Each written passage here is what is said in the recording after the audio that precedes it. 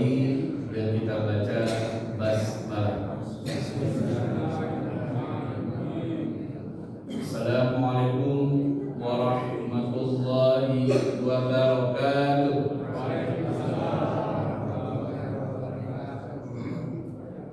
Innal hamdalillah nahmaduhu wa nasta'inuhu wa nastaghfiruh wa na'udzu billahi min shururi anfusina wa min sayyiati a'malina may yahdihillahu fala mudilla lahu wa may yudlil fala hadiya lahu.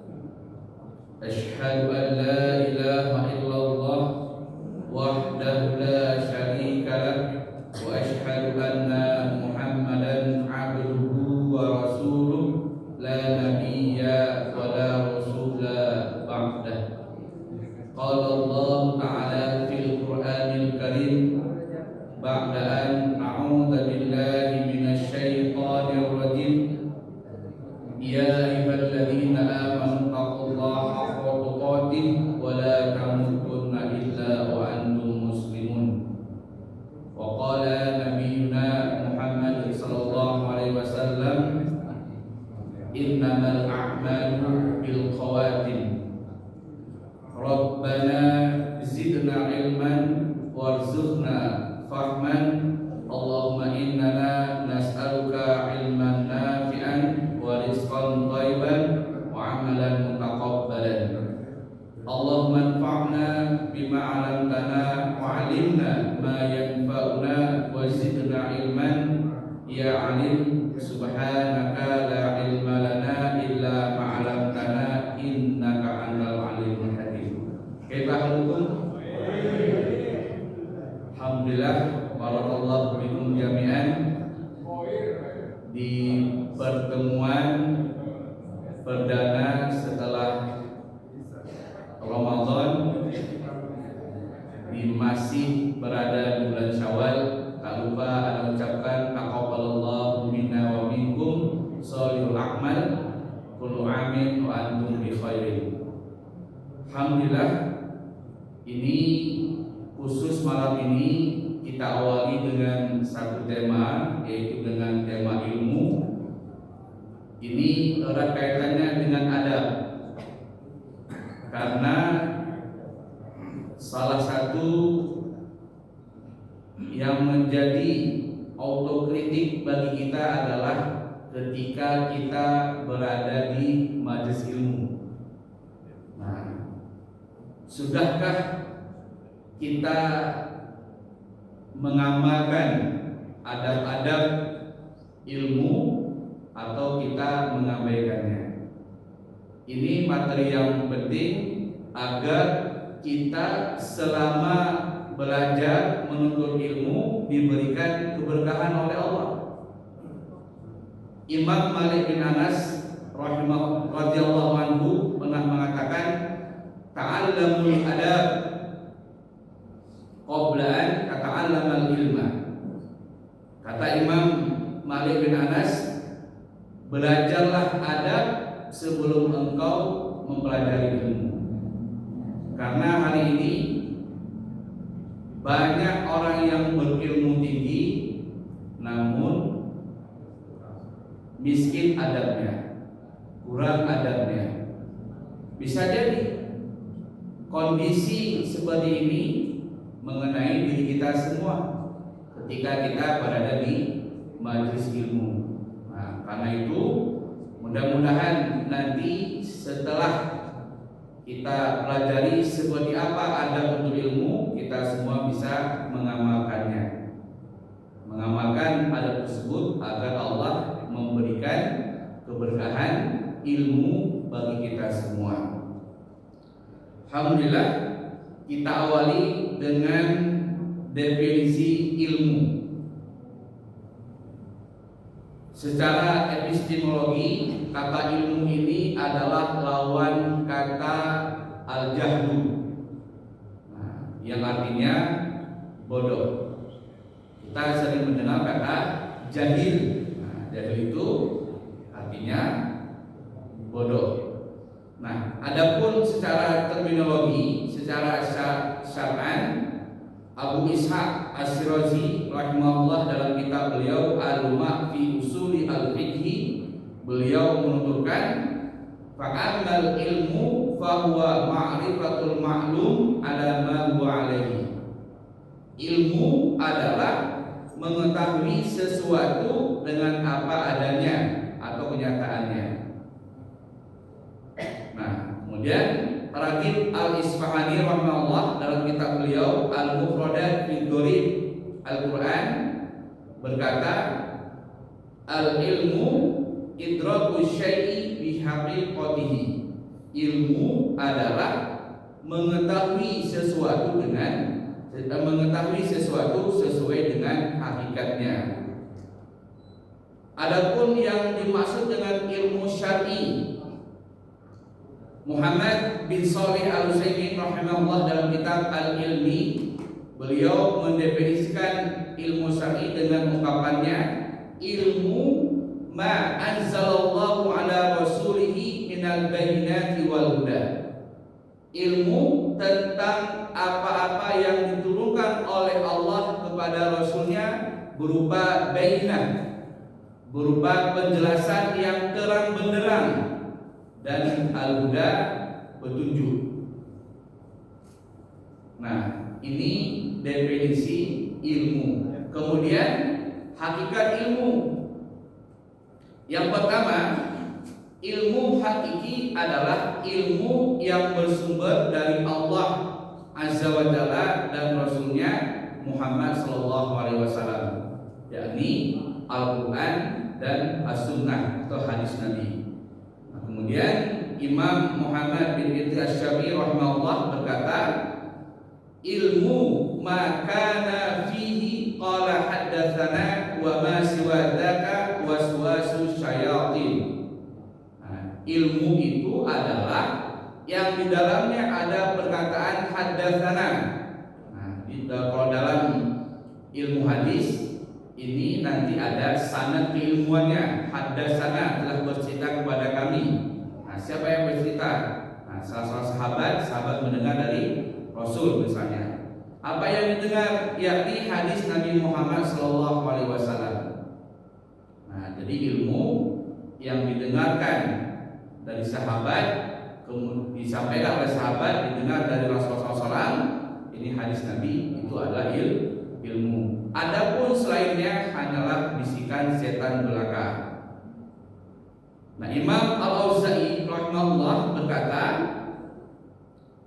al-ilmu ma ja'a bihi ashabu Muhammadin fama kana ghairu dzalika falaysa bi'ilmin.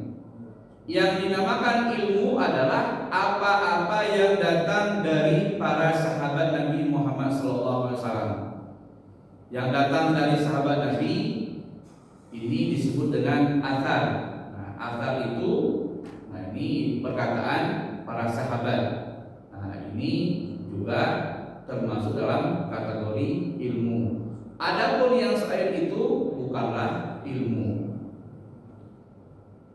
Imam Ibnu Qayyim Al-Jauziyah rahimahullah beliau berkata, al-ilmu qala Allah wa qala rasuluhu wa qala sahabatu hum ulul irfan. Ilmu adalah yang terkandung dalam firman Allah, ilmu yang terkandung dalam Al-Quran dan sabda Rasulullah, sunnah Nabi, hadis Nabi, dan perkataan para sahabat. Mereka lah ahli ilmu sejati. Para sahabat ini adalah para ahli ilmu sejati karena mereka berguru langsung kepada sang guru terbaik umat ini, yakni Nabi Muhammad SAW. Nah, kita jika ingin memahami hadis-hadis Nabi, maka hendaklah kita mengembalikan cara memahaminya sebagaimana para sahabat radhiyallahu anhum ajmain memahaminya. Yang kedua, ilmu hakiki juga adalah ilmu yang dapat menghadirkan rasa takut kepada Allah. Bukan semakin berilmu menjadikan seseorang semakin berani melanggar aturan Allah. Nah, ini biasanya orang yang cerdas ini banyak melanggar perintah Allah. kita lihat ya, orang hari ini pernah berkembang pemahaman sekulerisme. Ini mereka mencari-cari dalih bagaimana untuk tidak sholat. Nah, ini karena keblinger, saking cerdasnya mereka mengakali syariat Islam, mengakali syariat Nabi Muhammad SAW. Kemudian sahabat mulia Abdullah bin Mas'ud radhiyallahu anhu berkata, "Laisa ilmu bikathratil riwayah walakinnal ilma al-qasyah." Bukanlah ilmu itu dengan banyaknya periwayatan hadis. Bukanlah ilmu itu dengan kita banyak menghafal hadis. Nah, akan tetapi ilmu itu adalah sesuatu yang menghadirkan rasa takut kita kepada Allah. Kita mendengar satu ilmu menghadirkan, membuat diri kita berguncang, jiwa kita untuk takut kepada Allah. Itu dinamai ilmu. Yang ketiga, ilmu hakiki juga ilmu yang bermanfaat bagi diri orang yang mempelajarinya maupun untuk orang lain diajarkan ilmu kepadanya. Ini sebagaimana Imam Muhammad bin Idris Asy-Syafi'i rahimahullah berkata, "Laisa ilmu ma hufidha, innamal ilmu ma nafa'a." Bukanlah ilmu itu segala yang dapat dihafal. Semua yang bisa kita hafal Al-Quran, hafal hadis, belum dikategori ilmu, kecuali sudah kita amalkan dan bermanfaat. Akan tetapi ilmu itu apa-apa yang bermanfaat. Kita banyak menghafal hadis Nabi, kemudian dari hadis tersebut memberikan manfaat bagi kita, baru dikategori berilmu. Yang keempat, ilmu hakiki juga bermakna ilmu tentang bagaimana seorang hamba dapat berinteraksi, berhubungan, berkomunikasi, dan beribadah dengan baik kepada Rabb-Nya. Imam Ibnu Qudamah Al-Maqdisi rahimahullah berkata, "Was-sahihu annahu ilmu muamalatil 'abdi li rabbih." Yang sahih adalah ilmu tentang bagaimana seorang hamba berinteraksi, bermuamalah cara baik dengan Rabb-Nya. Ini juga termasuk hakikat ilmu. Maka dari itu, ilmu yang paling agung yang wajib kita pelajari adalah ilmu mengenal Allah Azza wa Jalla, atau yang dikenal dengan ilmu tauhid, ilmu akidah. Nah, ini ilmu yang wajib kita pelajari. Sebagaimana Imam Ibnu Qayyim Az-Zawziyah rahimahullah berkata, "Anna syarafal ilmi tabi'un li syarafi ma'lumihi." Keagungan suatu ilmu itu ditinjau dari keagungan yang dipelajari. Beliau melanjutkan, tidak diragukan lagi bahwa ilmu tentang Allah, lalu tentang nama dan sifat-sifatnya serta perbuatannya adalah ilmu yang paling mulia dan utama kita pelajari. Nah, ilmu tauhid ini dibandingkan dengan ilmu lainnya sama dengan membandingkan Allah dengan lainnya. Bahkan ilmu tentang Allah merupakan ilmu yang paling mulia dari segalanya. Ilmu ma'rifatullah ini ilmu yang paling mulia dan yang paling wajib kita pelajari sebagai seorang muslim. Nah, kemudian yang berikutnya wajibnya menuntut ilmu. Nah, Al-Quran berbicara tentang kewajiban untuk ilmu. Ini sebagaimana firman Allah dalam surat At-Taubah ayat 122, "Wa ma kana al-mu'minuna liyanfiru kaffah walaula nafara min kulli firqah minhum ta'ifatun liyatafaqahu fid din wa liyunziru qaumahum idza raja'u ilaihim la'allahum yahdharun." Tidak sepatutnya bagi kaum beriman itu pergi semuanya ke medan perang. Maka tidak diwajibkan bagi semua umat Islam berangkat ke medan jihad, medan perang. Nah, tidak semuanya.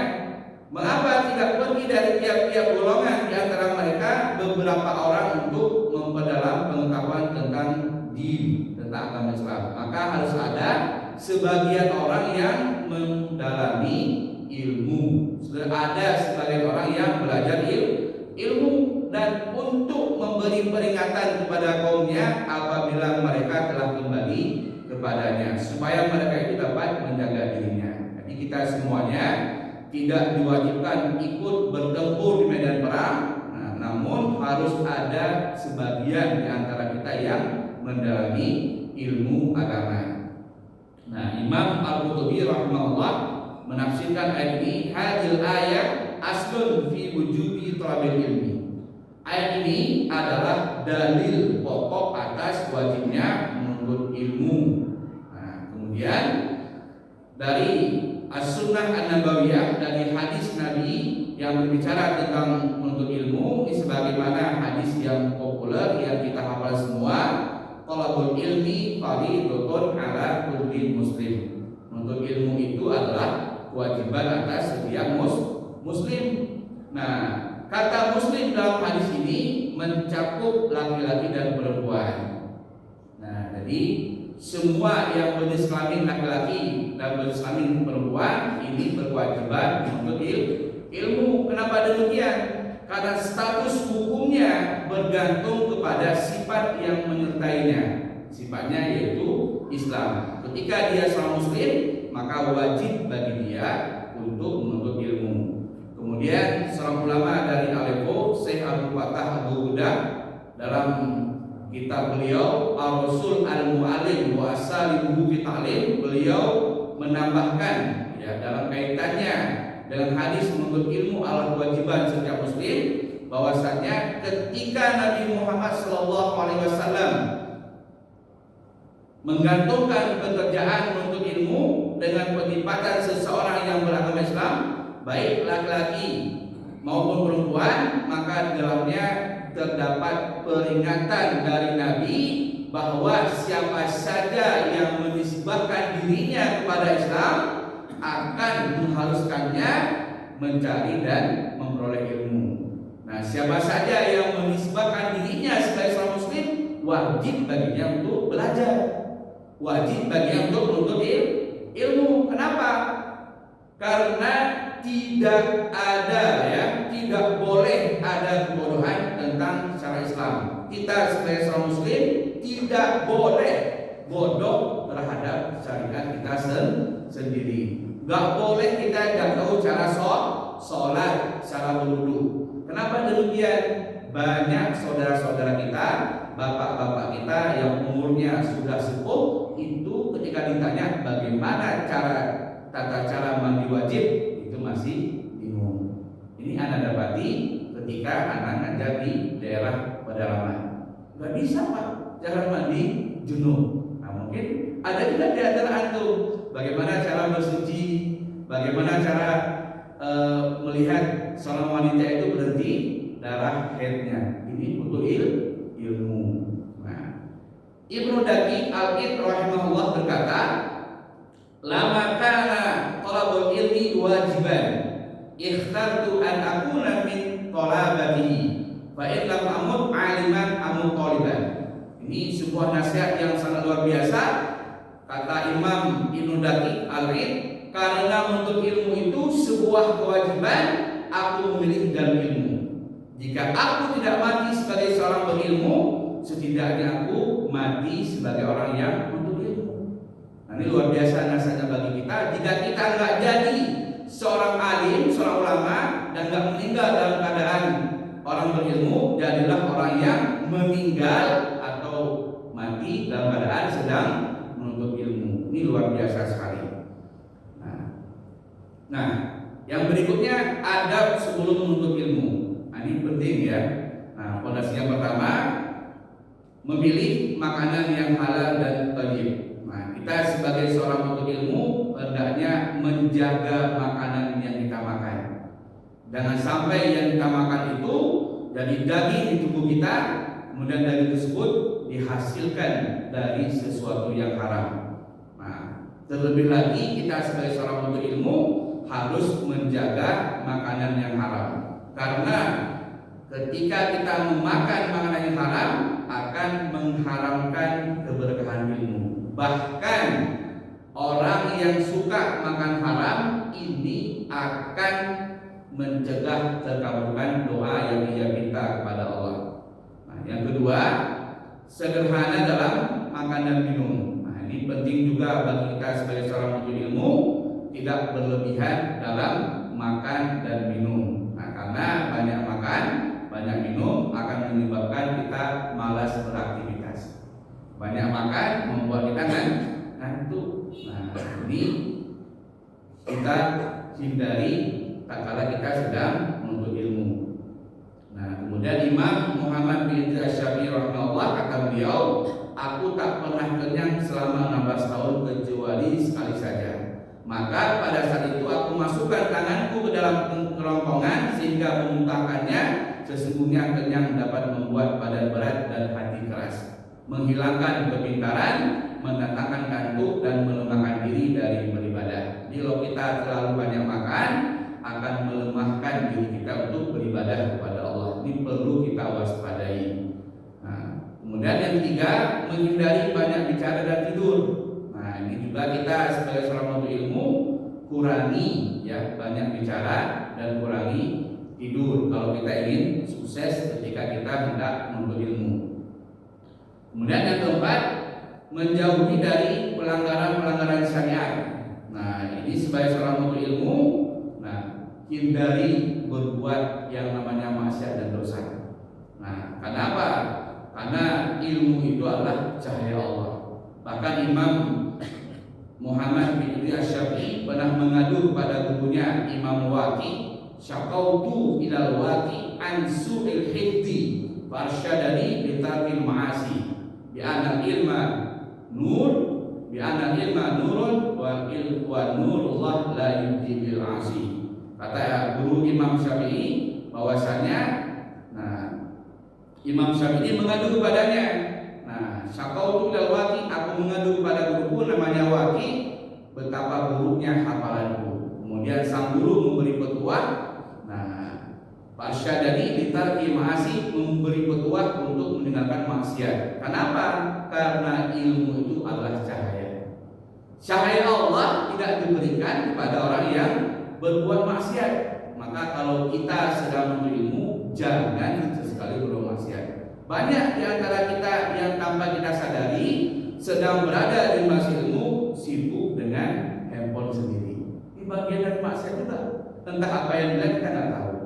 Nah, ini bagian yang harus kita waspadai. Kemudian yang kelima, membatasi pergaulan dan memilih teman yang baik. Nah, jadi kita sebagai seorang penuntut ilmu, nah, menjaga pergaulan. Bergaullah dengan teman-teman yang soleh. Karena pepatah Arab mengatakan, as-sahibu sahib, teman itu menarik. Kalau kita berteman dengan orang yang baik, maka kebaikannya akan mengalir kepada kita. Sebaliknya, berteman dengan penjahat, maka kejahatannya akan menimpa diri kita.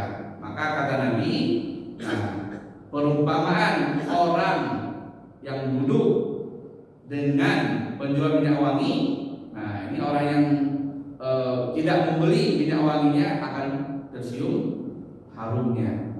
Jadi Nabi mengumpamakan orang yang duduk bergaul dengan orang yang soleh sebagaimana penjual minyak wangi. Nggak beli kita ikut wanginya. Sebaliknya, perumpamaan yang Nabi sampaikan, yang duduk bergaul dengan pandai besi, kita nggak beli parangnya atau pedangnya, maka tercium baunya. Nah, maka hindari. Nah, maka bersyukur kita ya di lingkungan masjid kita ini teman-teman yang soleh semua yang rajin ibadah di masjid. Kemudian yang keenam, mengikhlaskan niat karena Allah. Ini paling penting. Tanamkan di hati kita setiap kita hendak ke masjid untuk ilmu, tanamkan niat kita karena Allah, bukan karena ketua DKM, bukan karena imam masjid, bukan karena penasihat masjid, bukan. Murni kita ke masjid belajar karena Allah. Karena niat itu sangat tergantung ya nanti daripada ending yang diperoleh oleh seseorang. Maka niat yang baik akan memperoleh yang baik pula. Kemudian yang ketujuh, memusatkan hati untuk menuntut ilmu dan membatasi kesibukan yang lainnya. Ini kita harus sadari ketika kita berada di majelis ilmu, kita menuntut ilmu, maka jangan sampai terkacaukan diri kita dari urusan duniawi. Jangan sampai kita kehilangan kesempatan emas ketika kita berada di majelis ilmu. Kemudian yang berikutnya, yang kedelapan, memilih guru yang baik. Nah, ini penting ya bagi kita yang masih punya anak-anak di sekolah. Nah, pilihlah guru yang terbaik bagi anak. Dan bagi kita, pilihlah guru yang terbaik. Kenapa guru yang baik? Guru yang baik itu akan mengajarkan kebaikan pula. Kalau guru yang jelek, apa yang diajarkan sama apa yang dia pelajari. Bahkan ada seorang ulama ketika hendak menitipkan anaknya kepada guru untuk belajar, apa pertama pesan ayahnya? Wahai guru, nah jaga ucapanmu, jaga matamu, jaga lisanmu, karena apa yang anak aku lihat itu ilmu bagi mereka. Maka terlebih dahulu seorang guru harus memperbaiki dirinya. Nah, yang kesembilan, mendahulukan yang lebih penting dalam bentuk ilmu. Nah, ini kita harus paham ilmu yang paling penting adalah ilmu akidah. Nah, kemudian fikih, kemudian adab, hadis dan sebagainya. Kalau Imam Al-Ghazali mengatakan ilmu yang wajib dipelajari oleh seorang muslim, yang pertama ilmu fardu ain, yang kedua ilmu fardu kifayah. Fardu itu wajib oleh semua muslim. Kemudian fardu kifayah sesuai dengan kemampuan masing-masing. Nah, ke-10, mengetahui keutamaan ilmu syar'i. Ketika kita hendak belajar, tahu bahwasannya keutamaan untuk ilmu itu sebagaimana Nabi yang sampaikan, man salaka thariqan yaltamisu bihi ilman sahalallahu lahu bihi thariqan ilal jannah. Siapa saja yang menapaki jalan dalam rangka untuk ilmu, maka Allah mudahkan ya baginya dengan jalan tersebut, dengan ilmu tersebut menuju surganya Allah. Ini harus kita tanamkan di hati kita ketika kita hendak menuntut ilmu. Yang berikutnya, adab ketika menuntut ilmu. Nah, yang pertama, menghormati muadzin atau menghormati guru dan berada kepadanya. Ini penting. Nah, kadang di kita ya, ketika melihat gurunya itu lebih muda usianya dari usia dirinya, biasanya tidak kurang menghormatinya. Bukan menghormati itu hormat seperti ini ya, hormat tidak bukan. Nah, diantaranya ketika kita memanggil guru dengan panggilan yang baik. Nah, kalau biasa kita dipanggil, kalau di sini ya ustadz, ustadzah misalnya. Kalau di Saudi atau di Mesir, ustadz itu doktor. Nah, ustadz itu doktor. Dipanggil guru itu mudaris atau muallim. Nah, ada tuan guru. Kalau di Aceh dipanggil, kalau di Aceh populernya dipanggil tengku ya. Kalau di Jawa kiai, Jawa Barat ajengan, nah, dan sebagainya. Ini panggilan untuk guru. Nah, kemudian yang kedua, dialog muadib dengan muta'adib, dialog guru dengan murid. Nah, ini penting ya. Harus ada komunikasi, dialog antara guru dan murid. Nah, sehingga ilmu yang disampaikan oleh guru bisa masuk ke dalam hati seorang murid. Kemudian yang ketiga, menghindari berdebat dengan murid. Nah, menghindari berdebat dengan muadib. Nah, ini seorang muta'adib, seorang penuntut ilmu ini menghindari debat dengan gurunya. Ada murid yang sengaja mengetes keilmuan gurunya, nah, bukan untuk mencari kebenaran. Nah, ini kita hindari. Agar apa? Agar Allah berikan keberkahan ilmu kepada kita. Kemudian yang keempat, mengikat ilmu dengan tulisan. Nah, ini yang paling penting. Nah, bahwasanya seorang penuntut ilmu itu harus senantiasa dia mengikat ilmu dengan tulisan. Nah, kenapa? Kata Nabi, khairul ilma bil kitabi. Ikatlah ilmu itu dengan tulisan. Maka kita perhatikan hari ini, jujur pada diri kita sendiri. Siapa yang hadir di majelis ilmu ini yang menulis ilmu? Ada yang mencatat? Bisa dilihat, mungkin hanya Pak Haji Daya kayaknya yang mencatat. Siapa yang mencatat? Itu bagian daripada kita menjaga ilmu. Nah, karena kita biasa mengajinya itu ilmu hanya mendengar saja. Pas pulang hilang ya. Nah, maka kata Nabi, khairul ilma bil kitabi.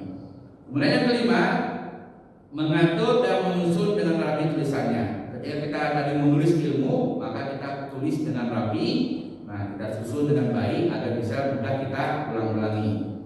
Kemudian yang keenam, tidak menyembunyikan ilmu. Nah, ini seorang penuntut ilmu nggak boleh menyembunyikan ilmu pada temannya. Ketika kita ditanya, kalau kita tahu sampaikan, nggak boleh kita menyembunyikan ilmu, apalagi yang berkaitan dengan hukum-hukum Islam. Nah, ini nggak boleh kita sembunyikan. Ketujuh, mengamalkan ilmu. Nah, ini penting. Setelah kita menuntut ilmu, belajar ilmu, jangan lupa mengamalkannya agar ilmu itu bermanfaat. Kalau kata Syekh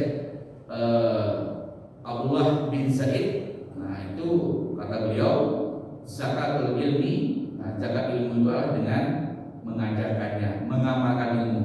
Ilmu yang sudah kita dapat, maka kita amalkan. Kedelapan, menyebarkan ilmu dan tidak menutupinya.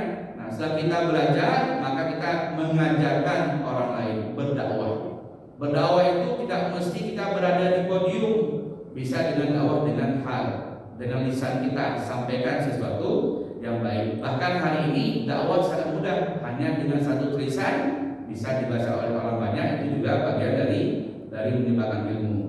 Kesembilan, tidak berkata tanpa ilmu. Nah, ini penting bagi kita semua. Ketika kita ditanya sesuatu yang kita bukan ahlinya, tidak tahu jawabannya, tidak usah malu mengucapkan wallahu a'lam bishawab atau aku tidak tahu. Dari kenapa demikian? Nah, karena Imam Malik bin Anas pernah ditanya pada beliau sekitar 50 pertanyaan. Beliau hanya menjawab 48. Beliau menjawab 2 pertanyaan yang bisa, sisanya 48 dengan jawaban wallahu a'lam. Ini betapa hati-hatinya Imam Malik ketika ditanya oleh muridnya. Kemudian yang ke-10, waspada dari sok berilmu ya. Nah, ini penting juga bagi kita agar kita tidak sotoy, kalau bahasa hari ini sok tahu tentang segala sesuatu ya. Nah, ini berbahaya. Kemudian yang ke-11, beradab dan berlaku baik ketika dalam menuntut ilmu. Nah, ini kita sebagai seorang penuntut ilmu harus punya adab yang mulia. Salah satu adabnya Pak yang kurang hari ini perlu Anda sampaikan. Ketika menuntut ilmu itu, kalau dalam hadis Nabi disebutkan fa'as nada rukbatehi ila rukbatehi. Jadi lutut Nabi itu bertemu dengan lutut malaikat Jibril. Artinya apa? Duduk mendekat. Nah, kayak seperti ini ya. Ini bukan punten ya, bukan seperti hari ini duduk di belakang sana ya. Ini bukan bagian adab kita menuntut ilmu. Maka usahakan siapapun nanti yang ngajar di masjid ini, duduklah di depan guru. Nah, jangan nyender ya. Apalagi berada di paling belakang misalnya. Ini bagian dari adab kita. Kenapa demikian?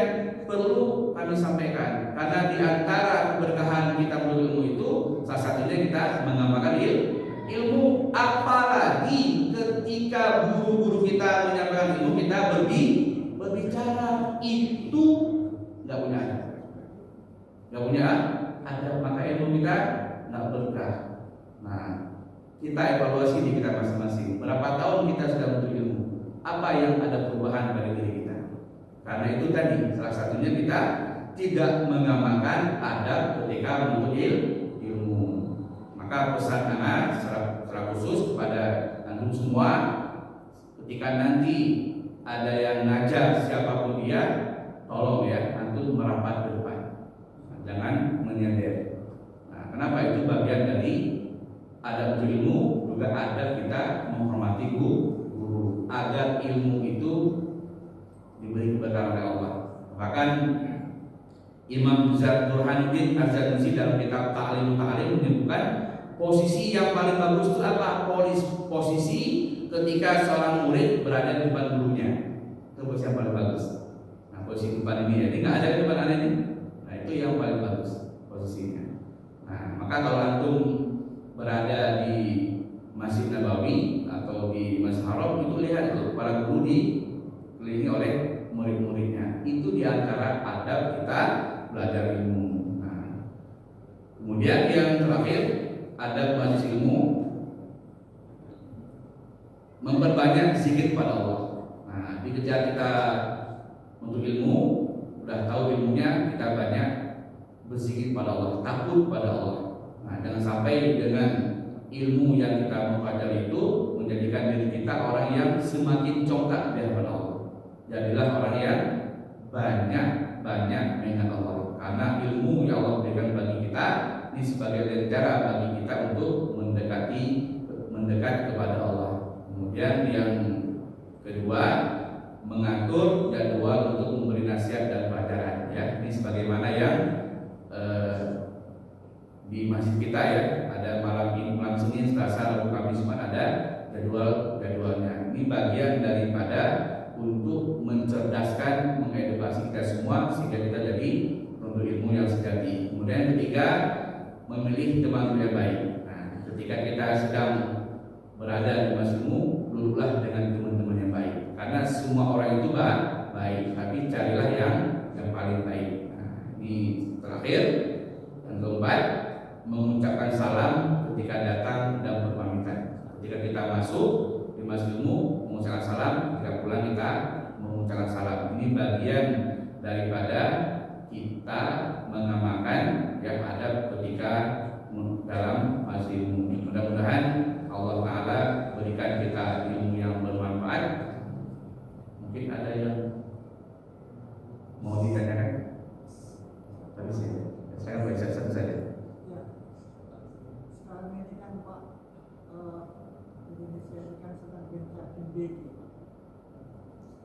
makanan bergizi untuk anak-anak sekolah.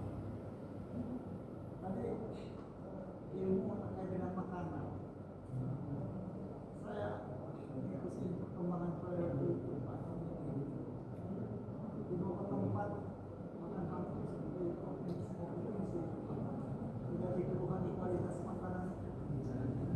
Ditambah juga ada isu negatif dari pembangunan besar. Bagaimana situasi seperti ini untuk anak-anak kita yang saat ini mau sekolah diberikan makanan dengan kualitas makanan maupun kualitas pendidikan seperti itu Pak. Alhamdulillah, wassalatu wassalamu ala Rasulillah. Singkat saja, ya. Sebenarnya kalau kita bicara program pemerintah, yang paling bagus adalah menyediakan sekolah gratis daripada makan gratis. Sekolah gratis itu semua orang bisa mengakses pendidikan sampai sarjana. Itu yang lebih baik sebenarnya. Nah, kalau hari ini ya seperti yang melihat itu, jadi bagian dari politik, ya. Wallahu a'lam. Kita akhiri dan kita baca hamdalah dan doa kifaratul majlis. Bila taufiq wal hidayah, aqulu lakum assalamualaikum warahmatullahi wabarakatuh. Ini nanti anak share